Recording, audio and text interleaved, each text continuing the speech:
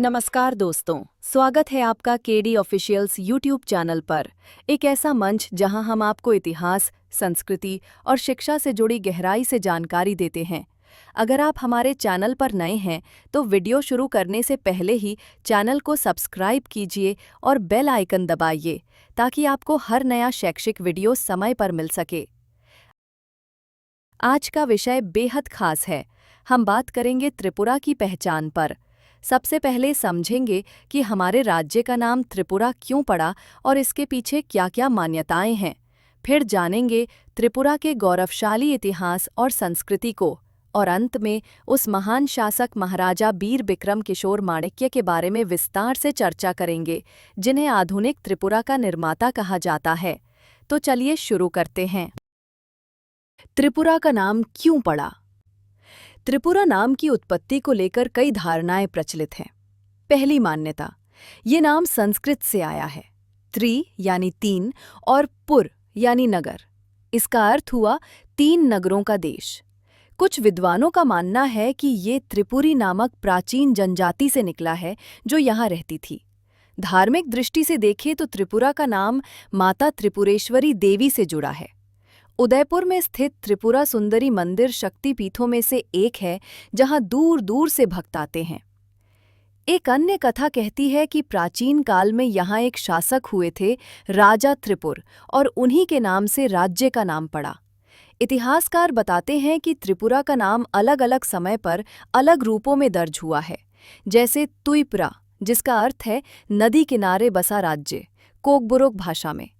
इस तरह हम देखते हैं कि त्रिपुरा का नाम केवल भौगोलिक या धार्मिक कारणों से नहीं, बल्कि सांस्कृतिक और ऐतिहासिक परंपराओं से भी जुड़ा हुआ है।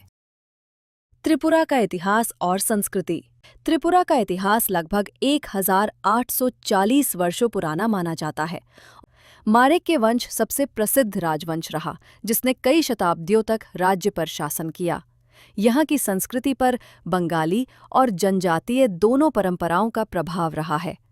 लोक नृत्यों की बात करें तो होजागिरी नृत्य, लैबांग बुमानी, गरिया नृत्य और वांगला नृत्य आज भी लोगों की पहचान बने हुए हैं। त्रिपुरा के त्योहार भी बहुत खास हैं।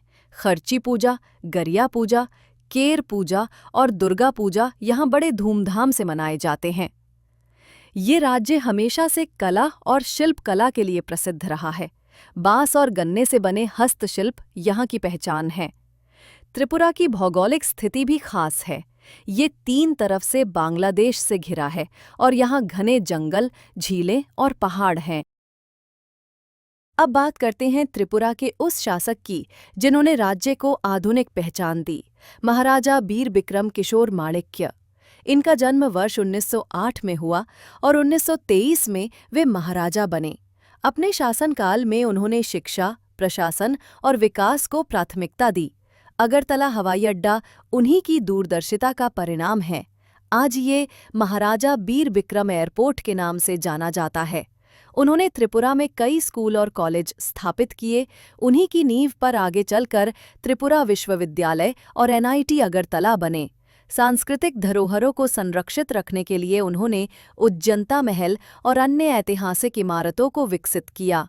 उन्होंने प्रशासन को अधिक संगठित बनाया और आधुनिक कानून व्यवस्था लागू की। सबसे बड़ी उपलब्धि रही 1949 का विलय।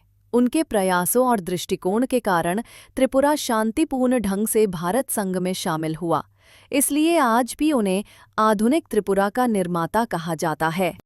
तो दोस्तों, आज हमने त्रिपुरा की पहचान को 3 अलग अलग दृष्टिकोणों से जाना। हमें ये जानकर गर्व होना चाहिए कि हमारा राज्य केवल भौगोलिक रूप से ही नहीं, बल्कि इतिहास और संस्कृति की दृष्टि से भी बेहद समृद्ध है।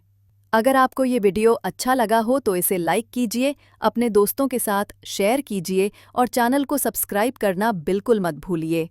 आपके समर्थन से ही हमें और भी बेहतरीन शैक्षिक वीडियो बनाने की प्रेरणा मिलती है। हम फिर मिलेंगे त्रिपुरा और भारत से जुड़े एक और रोचक विषय के साथ। धन्यवाद।